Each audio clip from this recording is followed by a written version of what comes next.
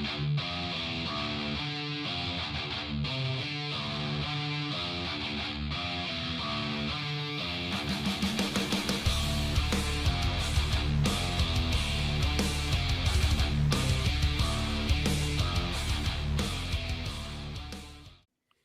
right, 3, 2, 1.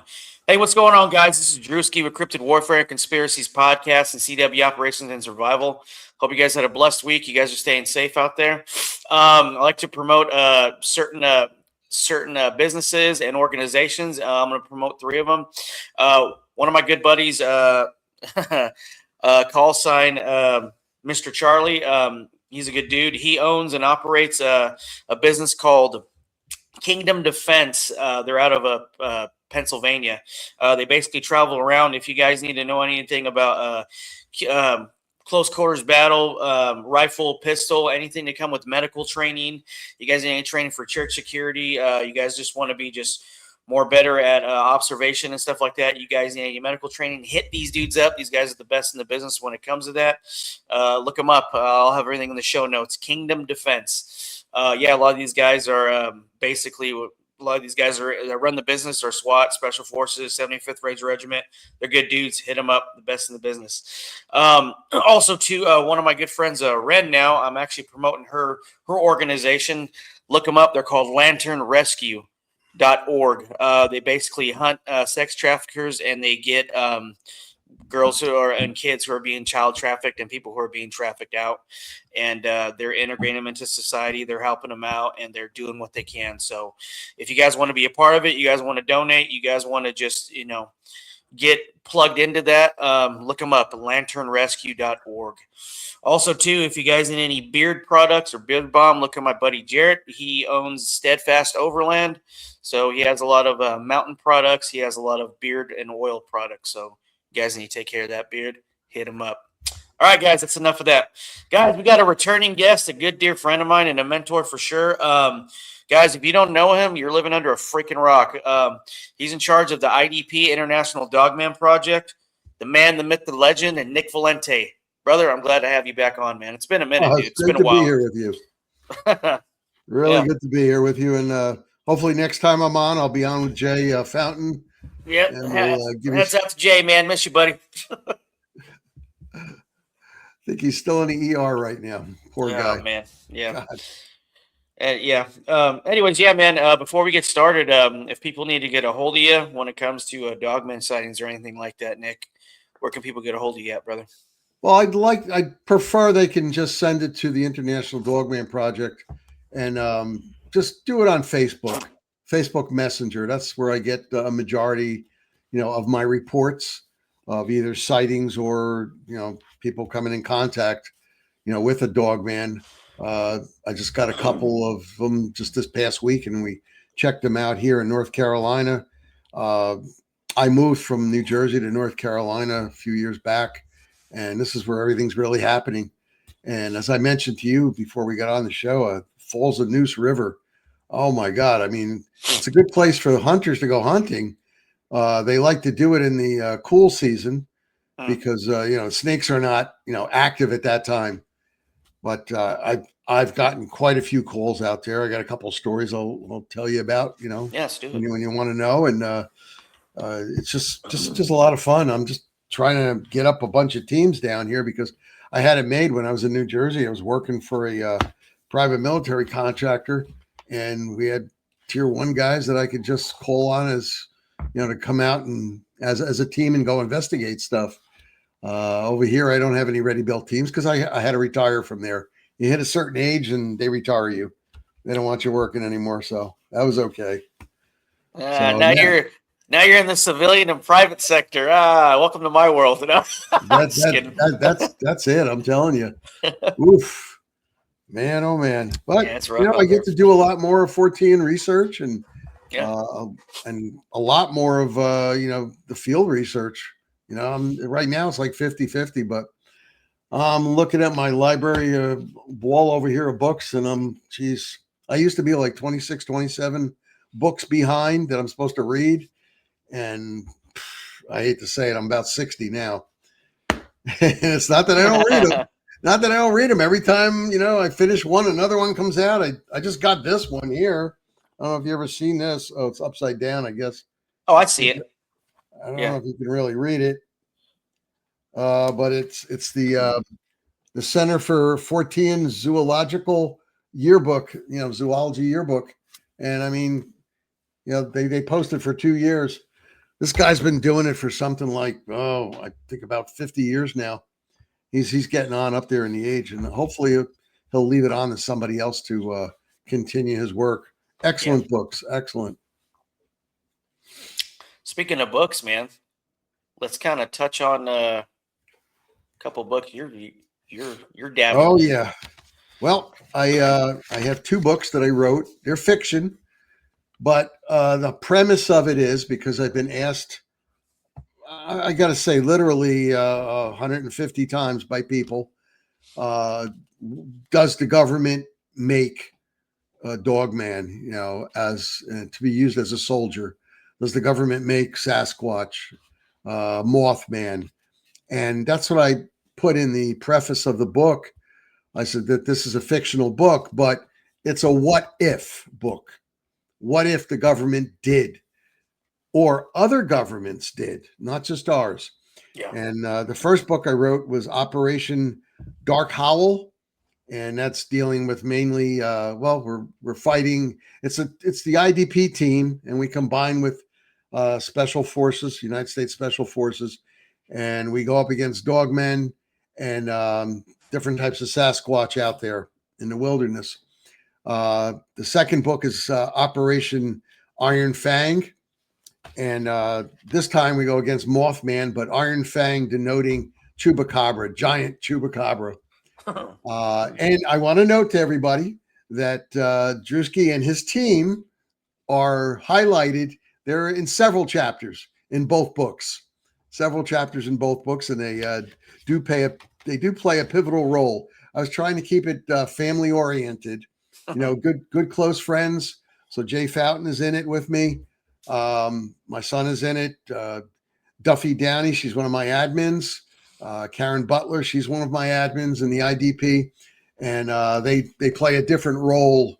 And I think everybody would enjoy it. I'm not trying to push anybody to buy them, but when they do come out, I'm going to advertise them. In the IDP and in the Quad Coalition of Sciences and Yeah, let me several know other too, sites. man.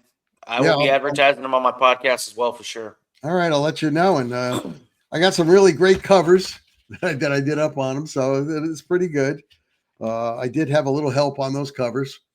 Several people out there are really good, and they did help me with them. And I'll tell you that the Chupacabra cover, I mean, the Dogman cover is one thing. I mean, it looks pretty wicked, but the Chupacabra cover is nothing like anybody's ever seen. That you would think a Chubby looks like. It's a giant Chupacabra. So, but I had fun writing the book, and I was sending Jay chapters every night, and he and his wife would stay up and he would read it, and that's how they would go to bed. And he was, when are you gonna send me more? When are you gonna send me more? First book's about 385 pages. Second book's about 525 pages. Nice. I got a little carried away with the second book, but it was fun. It was a lot of fun writing it. Heck yeah, man! I can't wait, man. Yes, yeah, that's definitely going to be good. And yeah, when you actually sent me over a couple chapters, man, I was like, oh, I cannot wait till this comes out. Yeah. So hope I got your guys in there properly. Oh, you did, man. It was good. It was really good, and yeah, I appreciate it, and thank you for that. And yeah, so any date you thinking they might be coming out? Let me see. What are we about? March something right now, right? Yeah. I'm thinking in April. I'm thinking it'll probably okay. come out in April, because once it's a difficult process actually in Amazon, more difficult than you would think to get it in there. But once you got it in, they come out fast. So I'm just doing it in 2 types. No hardback, just paperback and in Kindle version. Okay. 6x9 paperback. I'm going to be buying a bunch myself to send out to a lot of the people that are in the book, to Karen and to Duffy and to Jay, because they let me put them in the book, and yourself. So, but I'll definitely let you know when they come out. It was just it's a fun writing it, and it's a fun read.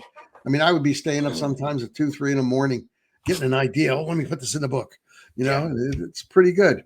It's a different style too. I have a military style of writing, which isn't. It's a little bit departure from your normal style, but I liked it's it. fun. It was fun.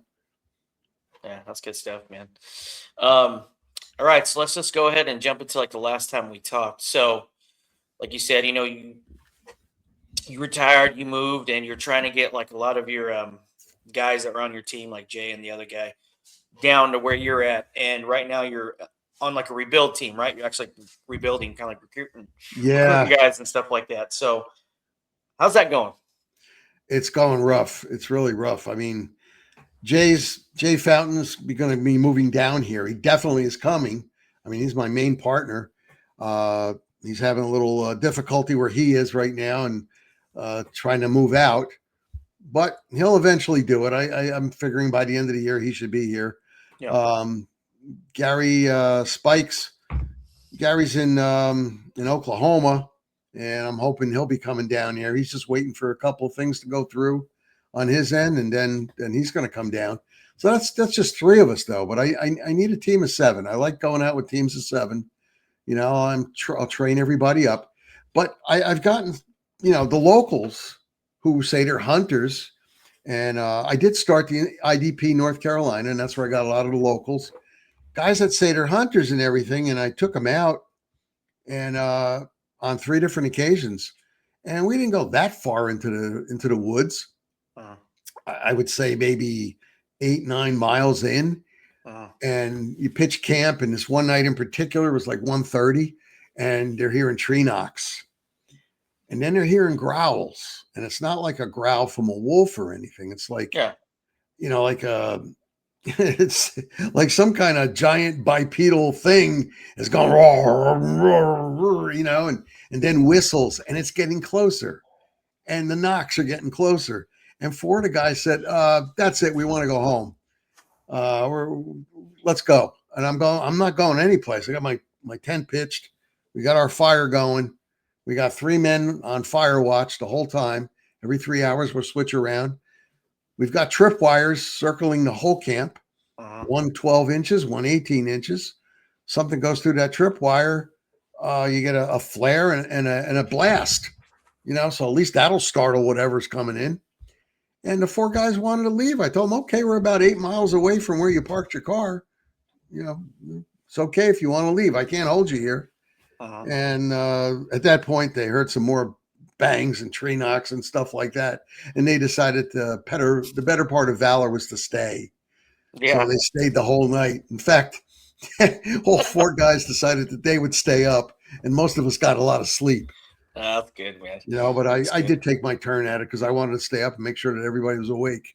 Yeah. But boy, I'll tell you, they were awake. They were sipping down the coffee like nobody's business.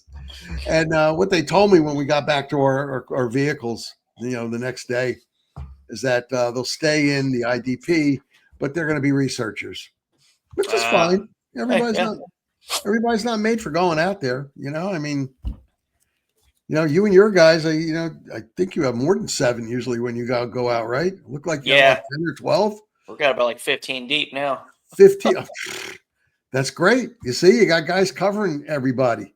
Yeah. So, I mean, as long as everybody knows what they're doing, it's fine.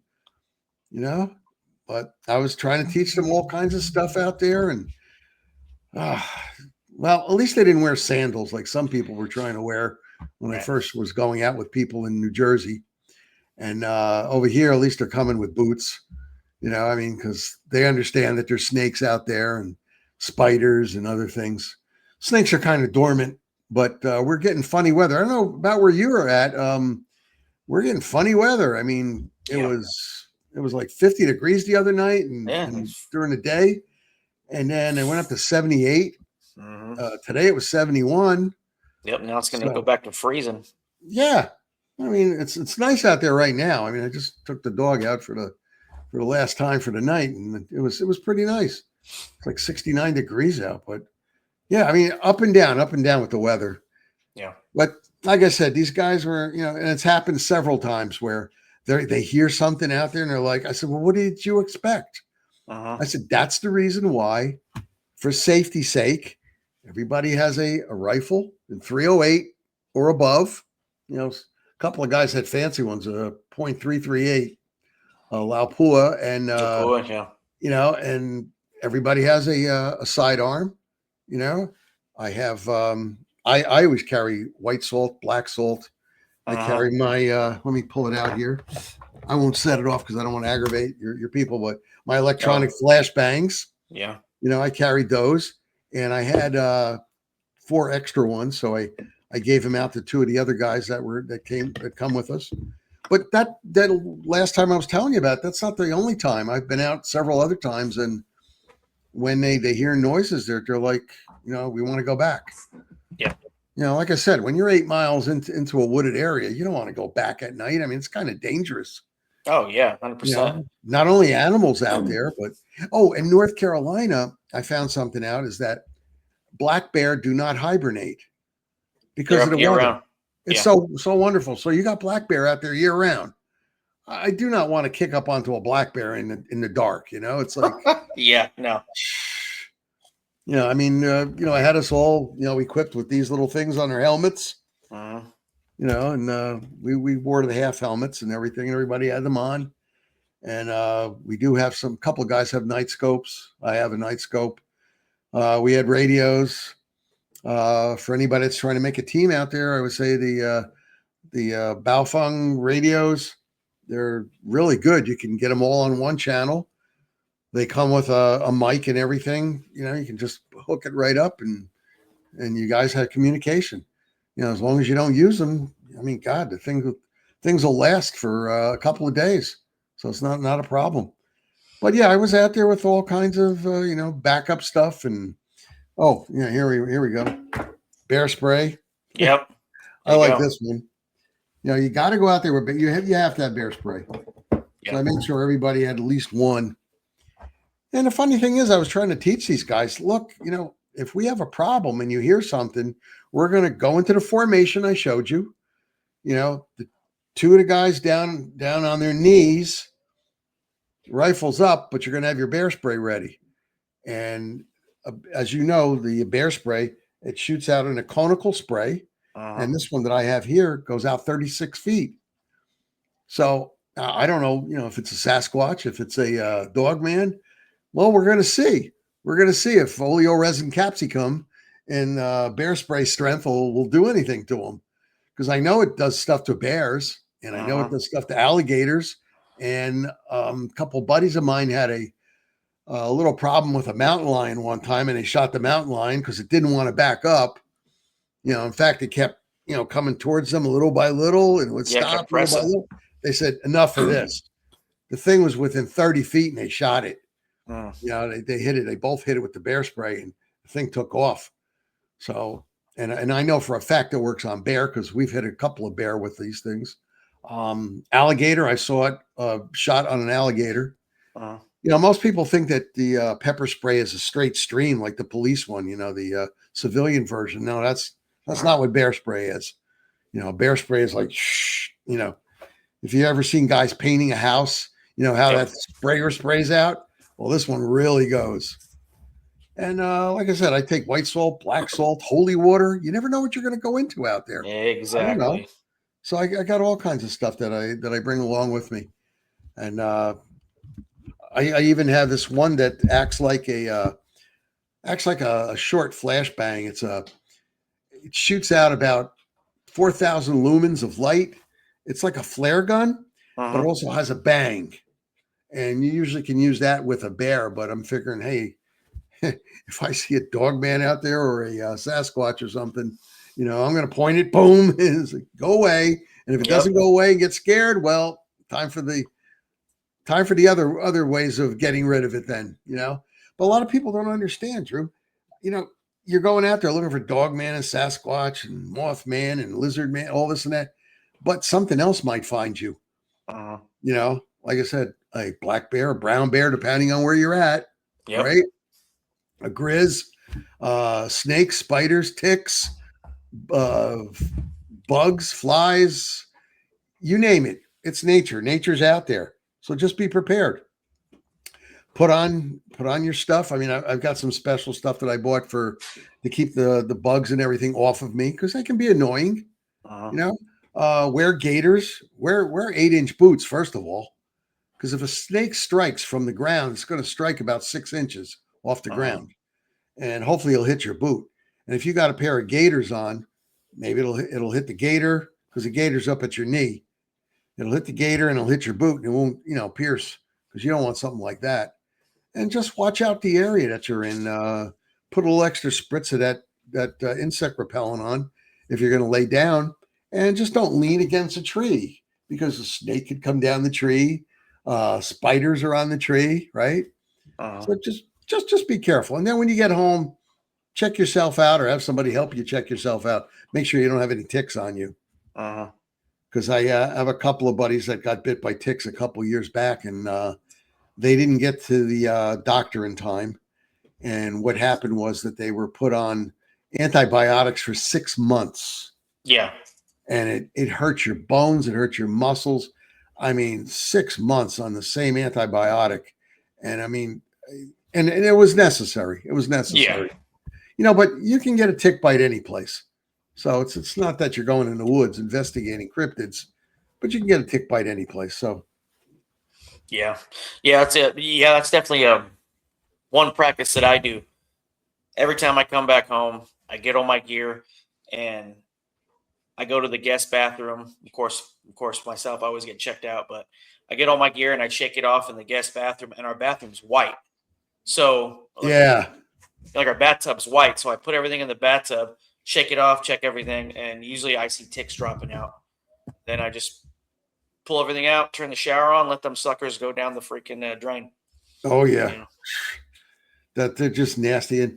And our basic uniform out there is it's a black and green camouflage. Yeah. So it's mostly black and it's a dark green. So you're not going to see them on that. Yeah. So you definitely got to shake out. I mean, what I do is I have a bathrobe that I leave in the garage when I come back, and I strip down right there in the garage, throw the bathrobe on, Yeah. and flick everything out there.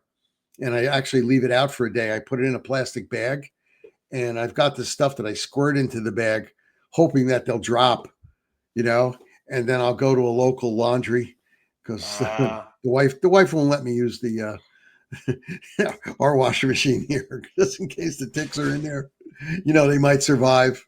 Yeah. I go to the local laundry, stick it in there, and I put it on heavy duty wash, and clean everything up.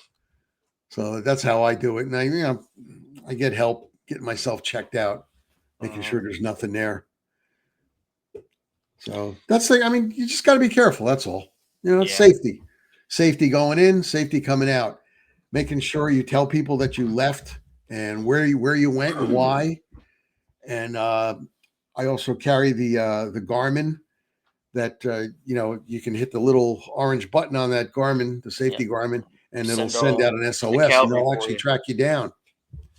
They've got a couple new ones out since I bought this one. I think I got the second gen, and I think there's a Gen 4 now, Gen 3, Gen 4, and it's really expensive, but mine works fine.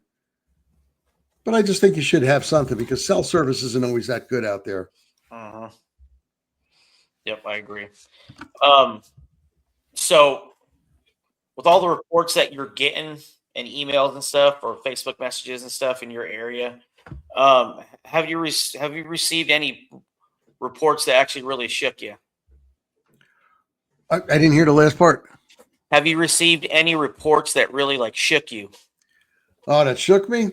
Yeah. Oh, I had a couple recently, and like I was saying, Falls of Neuse River.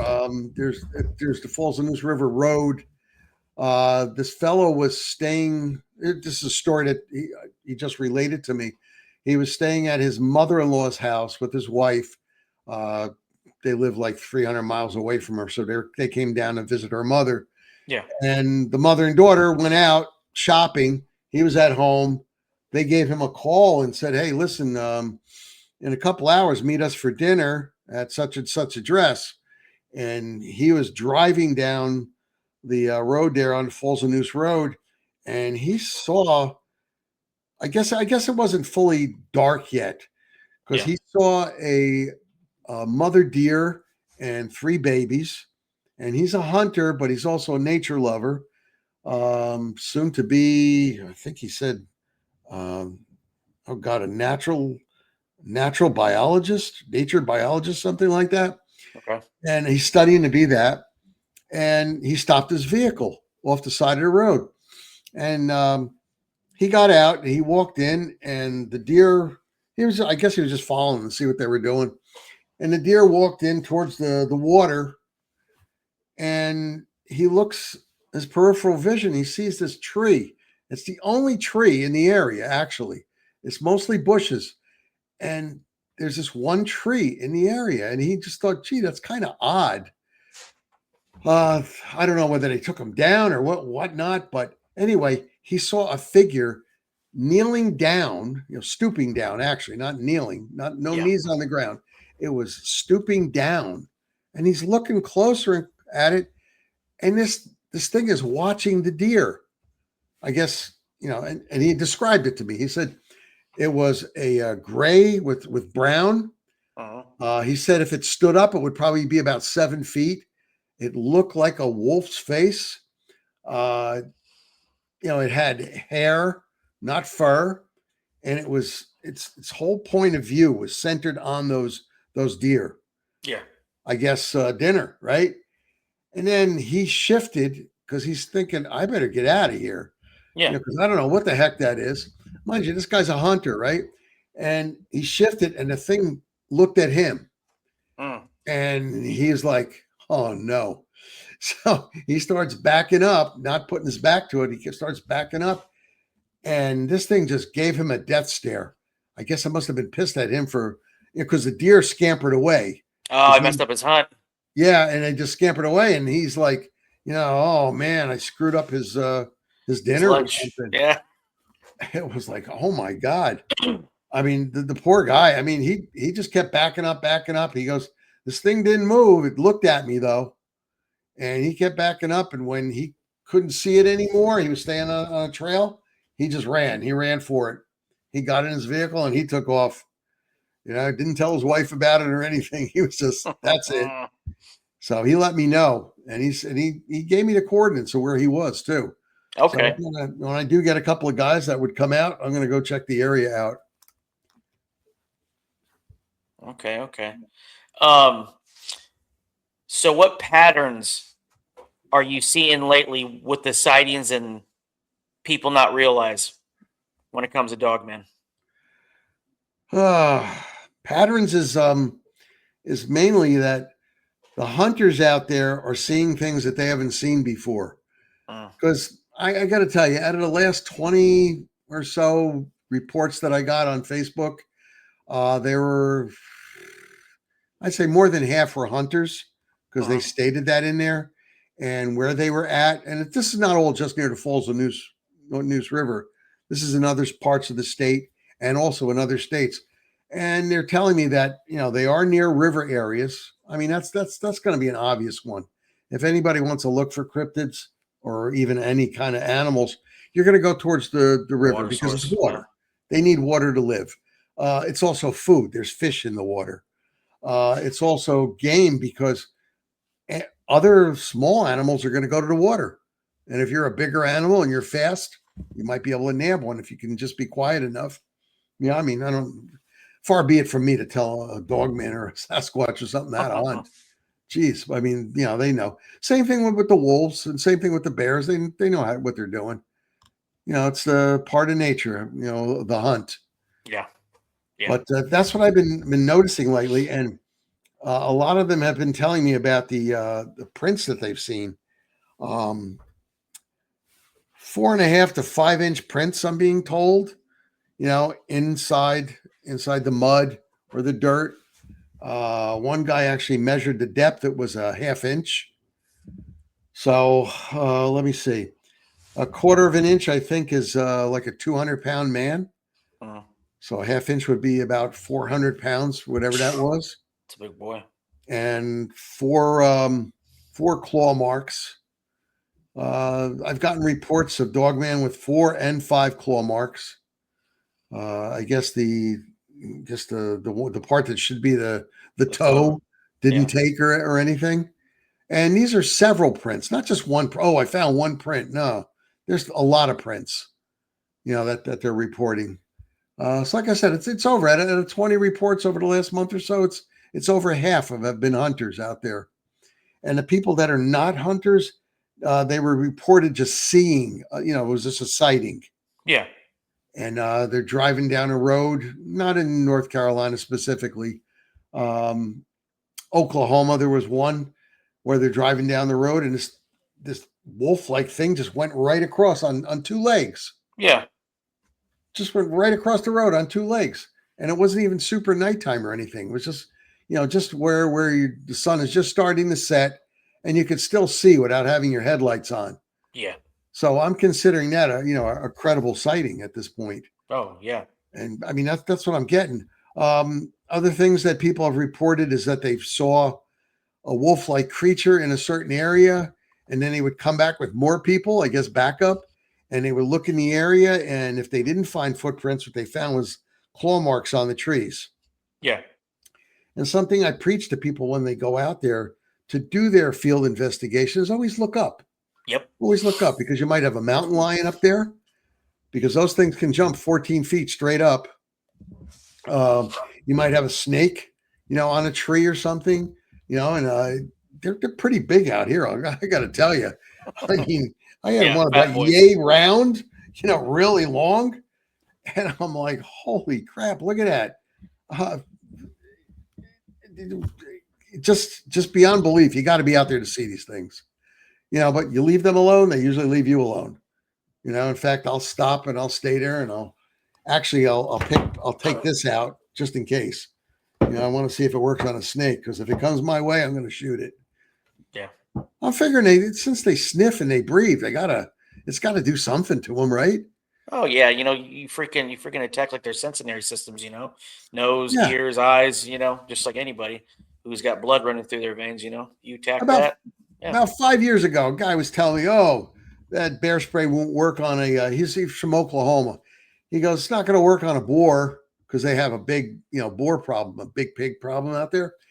And I don't know why, but he was carrying bear spray, and he had a boar charge him, and he shot it.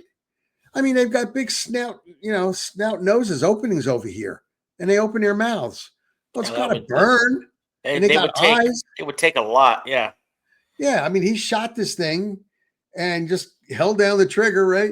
And this thing finally stopped and rolled over and then took off. But it was charging him. It was charging. I didn't realize how vicious these things are. I mean, they will charge boars, you. Yeah, they will. They're very, very dangerous. They can run at you from anywhere. They can hook you. They're very aggressive. And this thing had like a tusk, he said, on it. Not a big tusk or anything, but it had tusks. So I imagine if it stuck them, it would hurt. And I guess they're going to bite you, right? They want to eat you. I mean, it's amazing. That's something out there that you got to watch out for besides a mountain lion. Friggin' boar, it wants to eat you. Friggin' real. What else did the guy tell me? Oh Lord, somebody else shot something with pepper spray. Well, I know of one of a park ranger that shot an alligator down in Florida in the Everglade area. He tripped and fell, and this gator came out of the water at him, and he took his regular pepper spray with the stream and he shot it, and he hit it in the face, and this thing turned and went back into the water. Yeah. So yeah, I mean, it's not 100% sure. It's not going to work on everything probably, but I'll be damned. In those cases, it worked. Might as well try it, right? Yeah, might as well, man. Work your way up the freaking pyramid.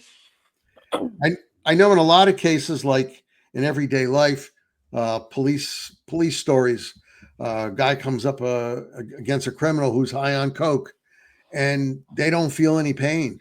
Oh, they don't work, nothing. The cop shot him like 9 times, and the guy kept coming, and the cop battled him for over a minute and a half, and the guy had like 9mm rounds in him, all in the chest area.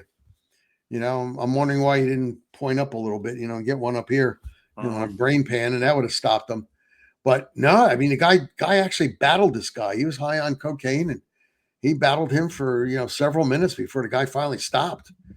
And this was in a hotel room, and there was blood all. I mean, there was you literally walking in the blood, because the guy was shot so much and he was just bleeding out, but he kept on coming. So it's just something you got to watch out for. Uh-huh. Yeah, I hear that. Um, so since you're down there training people and getting them into this, what are the biggest mistakes people make when trying to investigate dogmen and learn about it? Not taking the proper equipment to make casts. Uh, not taking. You should take paper bags with you. Not use plastic. Number one. That's a big mistake. Another mistake is trampling all over. Oh, I found the footprint. And then they'll run forward over the footprint. Oh, I found another one. And then they keep going forward and they trample it. And then when you look at their cast is like partially done because there's a human footprint, a boot print on top of it, And another problem, because I think you can look for claw marks, is looking up. If a dog man is 7.5 feet tall, or even if it's a juvenile, like a teenage type dog man, because they do have families, according to a lot of people that have reported sightings and everything. There are families of sometimes 5, the 3 siblings, and then the mom and the dad. If they're going to start, they're going to latch on, right? And if they're 6 feet tall, it should be at least face level, and then they're going to pull up, and then their bottom feet are going to go on there and everything. At least that's the evidence that I've seen, and I've been able to photograph, claw marks on trees.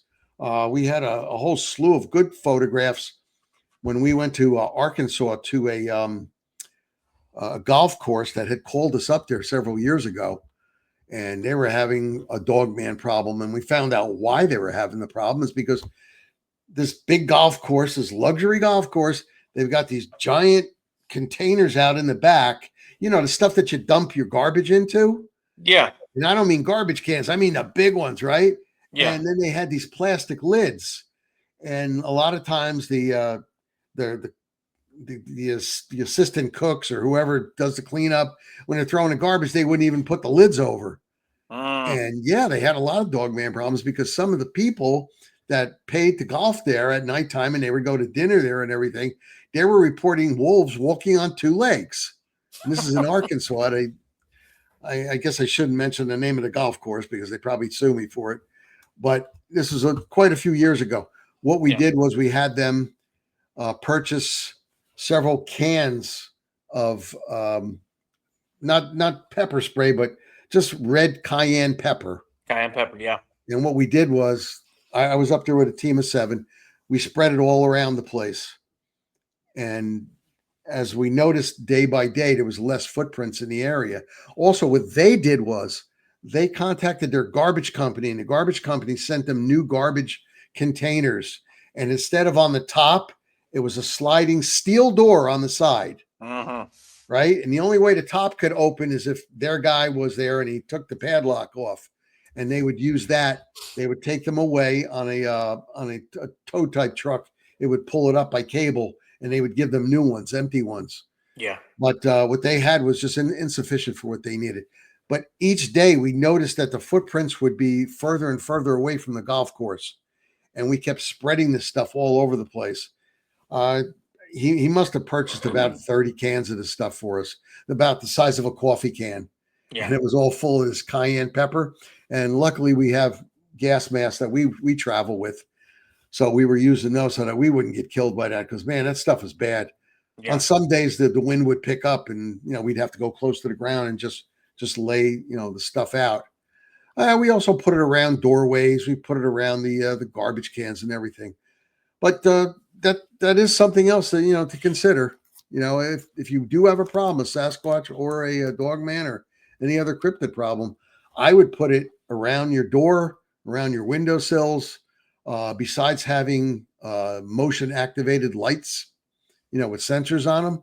You put them on all 4 corners and shooting in 2 different ways on all 4 corners. So that would mean that you would have 8 lights, because you want to light everything up, and definitely lock your doors. I mean, a bear can knock your door in. So you really have to lock your door and maybe protect it in another way, if you do have that problem. But anybody that we've done that at their house, spread the cayenne pepper, they've never had another problem. Good. Because we spread it all over the place, and it does work. That's good. It's good to know for everyone out there. What equipment has been the most useful in the field for you guys? I guess a compass. There you go. Got to navigate. In all honesty, a compass. Yeah. See, I go out there with a red flashlight, which has about 1,800 lumens. I have a green flashlight. The red is not going to mess up your eyes. Red, green, and regular flashlight. Colors. Definitely, you got to wear the boots.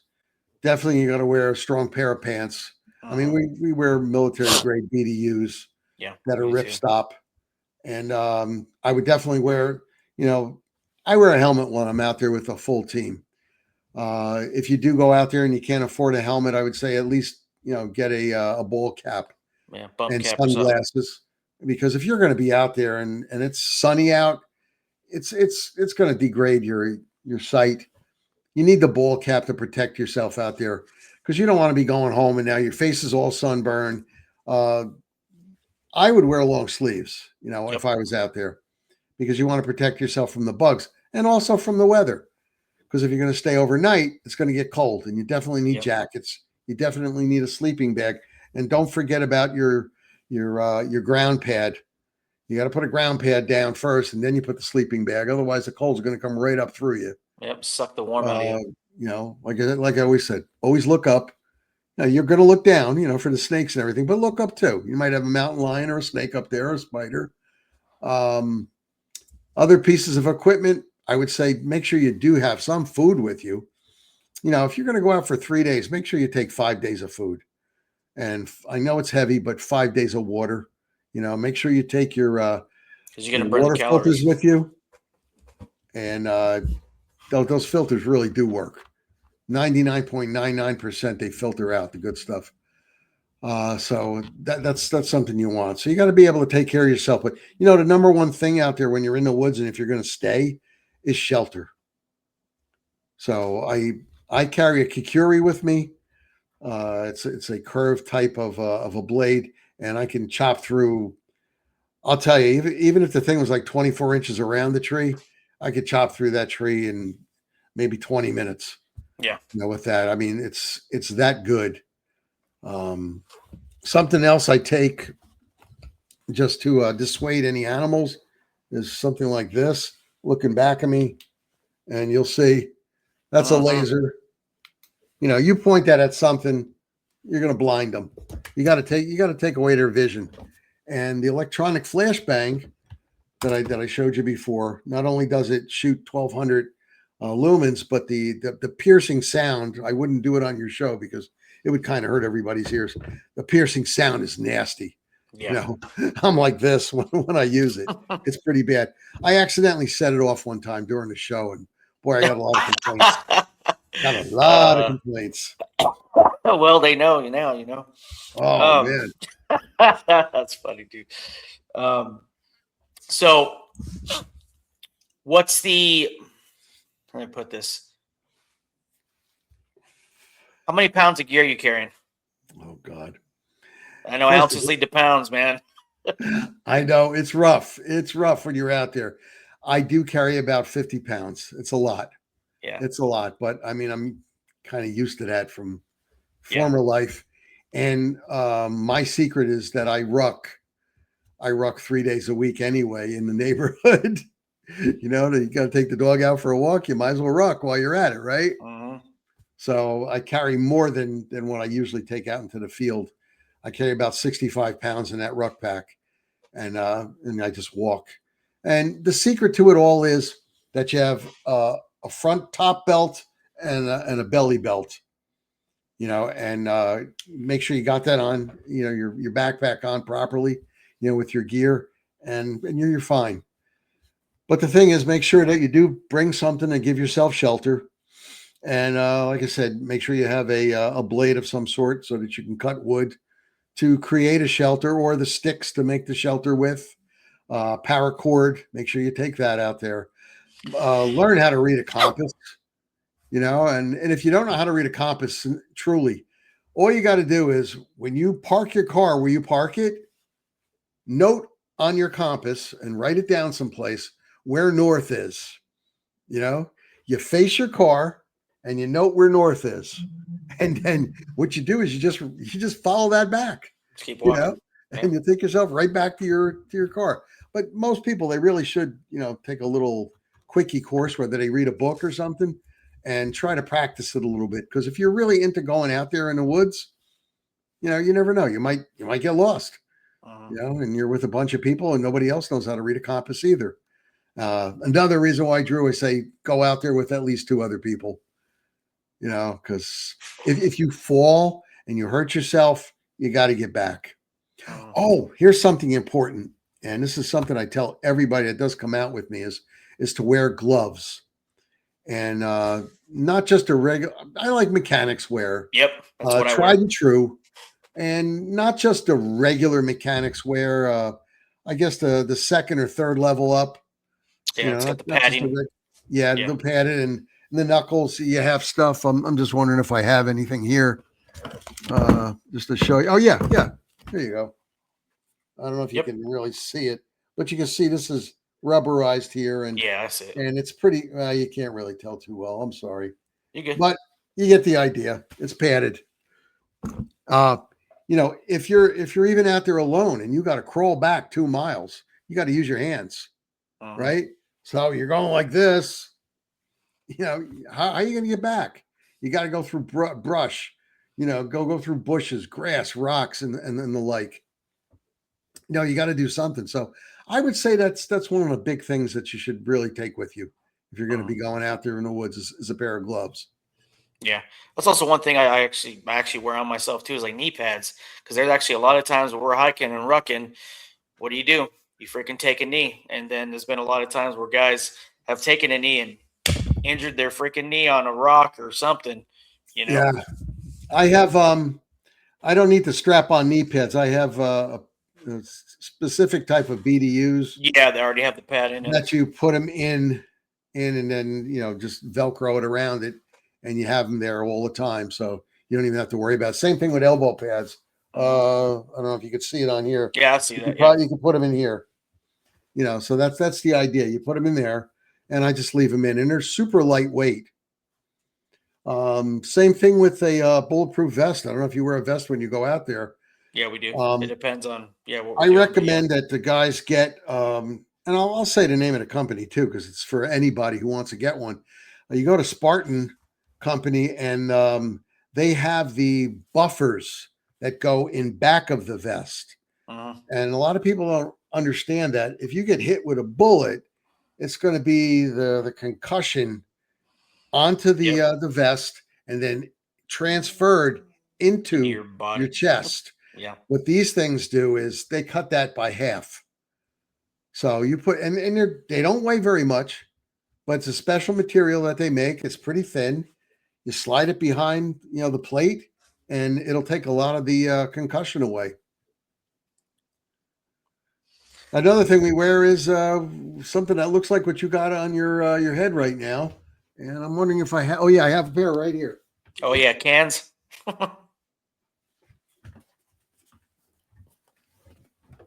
These things, walkers. Yep. Yeah, I got those too, man. Whoops, there something fell. I like these especially because what they do is not only do they deaden sound, but they increase your hearing. They do. And like animals can hear, God, over 100 times better than we can. When you have these on, I can hear things about 50 feet out, because it increases your hearing level, especially if you're wearing it the right way. Yeah. And then if somebody does fire a shot, it closes it off so it protects your ears. But they're absolutely great when you're out there, because I can hear like something steps on a leaf and I go, okay, something's over there. Everybody else can hear it too. as long as you're wearing them. These are made by Walker. They're the super thin ones, but other companies make them too. Yeah. But And just to get us up on par with the animals out there, it wouldn't be too bad idea for people to wear them. I agree. And not only that, too, you can actually run comms through them too if you need to. Oh yeah, and I can plug in my. You can plug in your comms, and there's a way to talk through them too. So it's pretty nice. Yeah, they're really good, man. Really, really good. Yeah, we try to utilize them too. And going off of that, okay, so there some advice. Okay, if someone encounters a dogman in the woods, what are the worst things they can do? Run. That's the number one worst thing. Actually, that's with any animal. If you encounter a coyote and you start running, it's going to come after you. Just remember something. Black bear and wolves will generally ignore you. A coyote, mountain lion will come after you. A dog man, definitely. If you run, hey, you know what? If you have a little poodle at home and you run, it's going to come after you, So it's just a natural thing for an animal to do that. So you want to think about that. You want to freeze right off the bat. If you see a dog man, you want to freeze. If there's a tree near you, you want to get behind that tree and make yourself as small as possible and hope he doesn't pick up your scent or he doesn't see you. And hopefully you are prepared at that point. What I would want to do is I would want to pull out the bear spray, because if the thing started coming near me, these things are fast. From all the reports I've taken, these things can move. We had this couple in Pennsylvania. We went and checked out their report, and it wasn't just them, but several people reported seeing, having a dogman sighting on the same street. And we took a team up there, and I interviewed these people. It was a husband and wife. They're in a vehicle. They were doing about 35 miles an hour. And the wife looks to her right, and there was a dogman bipedal pacing them. And she tells her husband, and he looks over and he hits the gas. He goes up to 45, 50. The thing is still pacing him. He just jams it down and he takes off. He's over 65, 70 miles an hour. Finally, they lose it. And all these sightings were seen on the same street that comes to a T intersection. And so it was kind of easy to find the area. But I mean, if this thing can run 45 miles an hour, I mean, seriously. Yeah. I've on other shows I've reported what I've seen in zoology. A grizzly bear can go from 0 to 50 miles an hour in less than 5 seconds. That's nuts. Yeah. And they're saying, well, this thing is gigantic, 8 feet tall, but look at the muscle on the thing. Yeah. But they can, and if anybody looks it up, they want to see it for themselves, they can go on YouTube and type that in. Grizzly bear stalking a deer and running after it. And they were amazed at how fast this thing was. And God forbid you're a mountain lion's out there and it's coming straight at you. If you're running, it's going to catch you. Oh, 100%. A coyote, same thing. They're going to catch you. So you don't run. You back away. You keep your eyes not at it, but just off to the side. Keep it in your peripheral so it doesn't think you're staring at it, and just back up and get out of there. And I'm just hoping that if you do come across one, you've got other people with you. For sure. Let's see. So what's the ultimate goal of the IDP moving forward? Well, generally their goal is the same as mine, is to prove or to disprove. And so far I've been unable to disprove that there's the existence of a dogman. There's been, not by just my count alone, but in the last 20 years, there's been over 15,000 reports. And there's probably more, Drew. Probably more, because I'm just one organization. And there's probably been, more reports. And there's people out there that have seen, but have not been reporting what they've seen, because they don't want people to say, oh, you're crazy. You're full of it. There's no such as a bipedal dog man, and if it is, it's a wolf, and it may have popped up on its hind legs. but walking around for dozens of feet on two legs, I don't think so. Yeah. Bears do that because they want to get a scent of what's in the area. Mhm. Dogman, we don't know why, but for some reason they do. But my whole idea for the group is to collect information on it as much as possible, to understand the phenomenon of the Dogman, and to try to find its origins. And like I said, to prove, it's to prove or disprove, one or the other. And so far, I've been unable to disprove it. I have my theories on Mothman. It could be a sandhill crane, because the sandhill crane has that red around the eyes. It's got the large wingspan. Some of them are 5'8" tall, so they look big.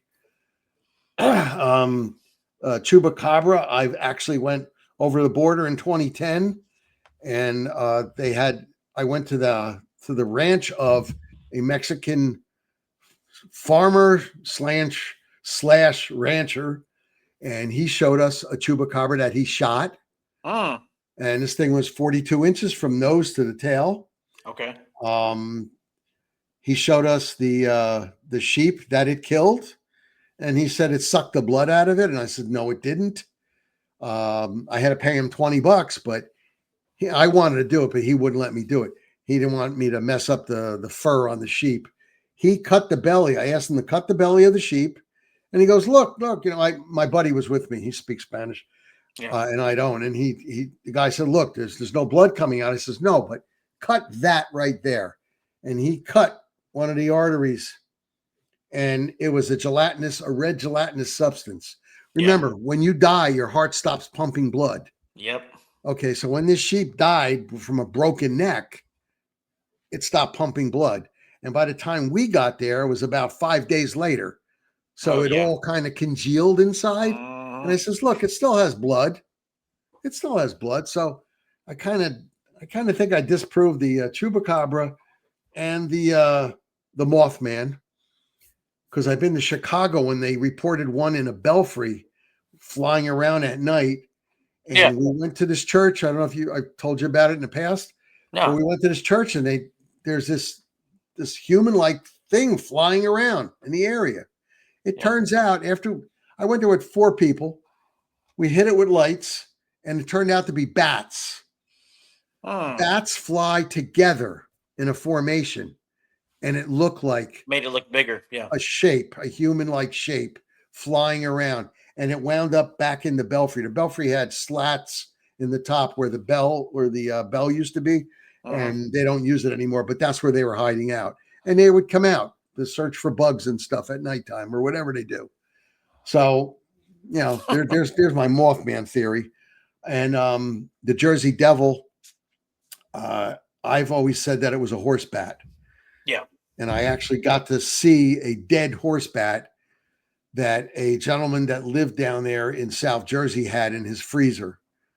He found a dead horse bat, and Drew, you should see this thing. I'm going to tell you, it was in one of those long freezers, not an up and down one.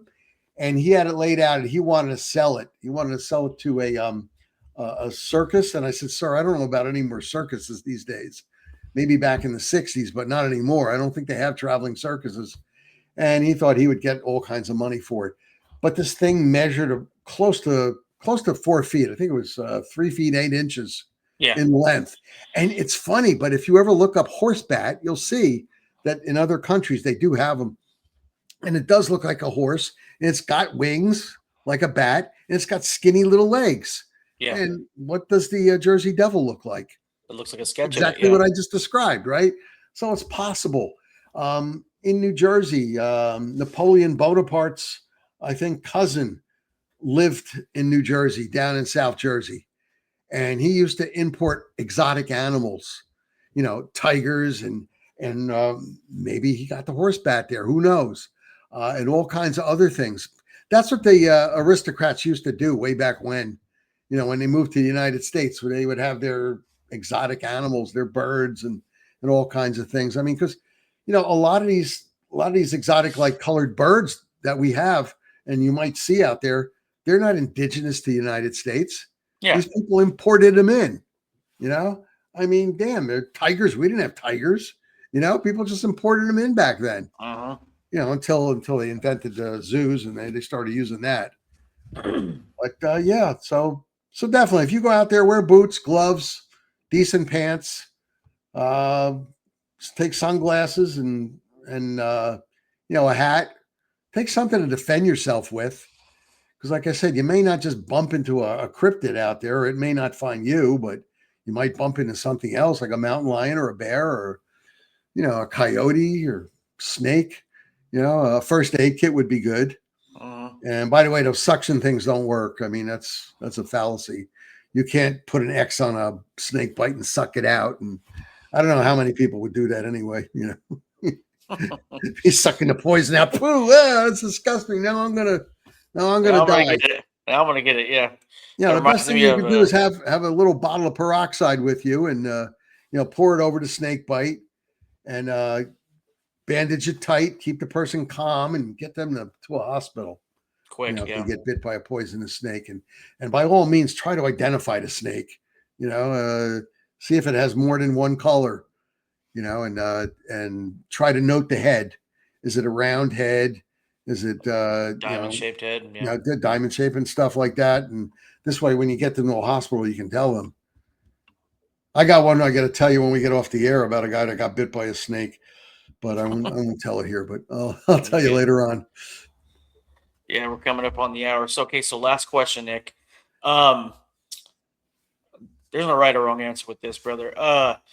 After everything you've seen and investigated, what do you think dogmen really are? I think it's been around. I think it's an animal, and I think it's been around for a lot longer than we've been the United States of America. Mm, Because they've seen Dogman. I mean, they've got pictures of it, even though it's a jackal head in Egypt. They've got pictures of it in Indian caves, American Indian caves. mm, It's appeared in Australia and in New Zealand. It's appeared in different parts of the world, Germany, for instance, in Switzerland. So I'm thinking that this is an animal, and it was in more abundance. Actually, probably was more in abundance in France because they had a lot of problems with wolves that were on 2 feet, you know, the wolf man type thing. mm. So I kind of think it is an animal. And I think over the years, it's kind of actually died out rather. And maybe in the United States, they might have 100,000 of them. And I mean, the United States is pretty big, you know, so they're spread out all over the place. So I do think it's an animal. Now, where it came from is another idea. You got to think outside the box, and not to take up too much time, but there's a few You're things to good. think about. You might have a portal. I think Yeah. Sasquatch, for instance, uses portals. Yeah. Physicists have come up with the fact, this is a scientific fact, that there are 11 different dimensions. Who's Mm. to say that the Sasquatch don't use portals? Because how could a Sasquatch be walking someplace and suddenly the footprints disappear? Yeah, I You agree. know, they don't just climb up a tree or jump like the Hulk. Maybe they use the portal to disappear. I mean, I've got dozens upon dozens of reports about Sasquatch being seen and suddenly they're gone. Yeah. How is that? You know, I mean, something that big, 8 feet, 9 feet tall, some bigger. So I do think that Dogman, to answer your question, is a organic being. It is an animal, but maybe it's using portals. Another thing to think about with all the UFOs we've seen over the years, it could be a forward soldier from an alien race. They put it down here, Yeah. or it may be the alien race. So right there, the portals, an alien, something that's been down here for a long time. You know, so something like that, and that's what the IDP is all about. We're trying to find out. We're trying to find out what these things are. I mean, I personally don't just do Dogman. I do every and all the different cryptids. Yeah. Cryptozoology, Drew, is such a fascinating subject. I agree. And I mean, there's just so many good books out there. I mean, just don't buy the books that tell stories, you know, that, you know, somebody saw this or somebody saw that. I mean, because there's hundreds upon hundreds of those. Get the ones where people are actually talking about, what's going on in the cryptozoology community. Pick up books like, that are on purely on cryptozoology that tell you about them. And this guy's name is, oh my God, I can't even pronounce it, but his last name is Downes, Downes. I think is it Jonathan? It's a different spelling for Jonathan, but Jonathan Downes, who wrote this book here, and it comes out, every 2 years. This is a 2025 version. The 26 isn't out yet. I guess they're going to wait till the end of this year into next year. But yeah, well, look at that. And also go to the zoos. People, go to the zoo. You got to know what a real animal looks like before you can tell me that you saw a cryptid, because there are some bears, like one that we came across here in North Carolina. I personally saw it. It was reported to be a dogman because it was on 2 feet. But then, like I said, they pop up on 2 feet to sniff. My team and I came across this bear after it was reported. And one morning we came across it, and it popped up in a set of bushes, and it growled at us. It had a snout that was longer than normal for a black bear. Yeah. And it was like whitish. I guess it was older. And it was about 6'7" tall. Regular black bear is about 6'1", 6'2". This was an extra big one. We reported it to the park ranger. He told us that they knew about it and they were actually searching for it. And this is the bear that we bear sprayed, by the way, because it growled and it took a step towards us, So it was either shoot it with the 308s, in which case it would have been dead, or, just squirt it and let it go off. And it did. Yeah. But I mean, it looked like a dog man. And dozens of reports were coming into the IDP that we have a dog man here in this park. Yeah. And it was a park where people go to use the water, to use the playgrounds for the kids, to go camping, to go hiking. I mean, it's a gigantic park with a big lake. And this bear was just being a bear. That's all. But like I said, you got to go to a zoo, look at the animals. It's a fun time. I would recommend the National Zoo in Washington, D.C. It's free, by the way.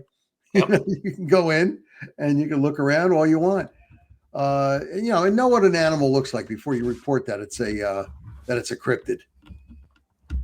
Well, that's about it, Drew. Sounds good, man. We'll definitely get old Jay and the other guy on here next time with you and talk about some more stuff for sure. Nick, where can people get a hold of you at if they got any sightings, if they want to chit chat, if they need to know any information? Where can they get a hold of you at, brother? Yeah, a lot of people get a hold of me on Facebook Messenger. It's the best way. The International Dogman Project -USA. We have different ones in different states. International Dogman Project, West Virginia, Maine, the IDP in Missouri, Oklahoma, Europe, UK. We lost the one that we had in the Scandinavian countries. I don't know why. I think Facebook took them down for some reason. But anybody wants to give me a buzz by all means on Facebook Messenger, and I'll definitely answer you within a day. If you have any problems and you want to know how to get rid of something, if you have a dog man in the background, in the backyard rather, or a Sasquatch or something, or if you suspect it, or if we can get a bunch of people out there to check it out, I'll see. Depends on who we have in the state that you're in. But don't be shy. Definitely contact us. Right on. Sounds good, brother. Yeah, guys. Old Nick and the guys, man, they are the best in the game when it comes to this stuff. So you guys got any questions, hit him up. I will have all the links in the show notes. And Nick, man, it's always a pleasure having you on, brother. Good to catch up, man. Stay on after I record, and we'll just chit chat. Appreciate you having me on. Yep. All right, guys. Well, that's it. That's it for this podcast. So, you guys got any questions? Hit Nick up. I will have all the links in the show notes. So, good night, everybody. Hope you guys have a blessed week. Be safe, and let's go.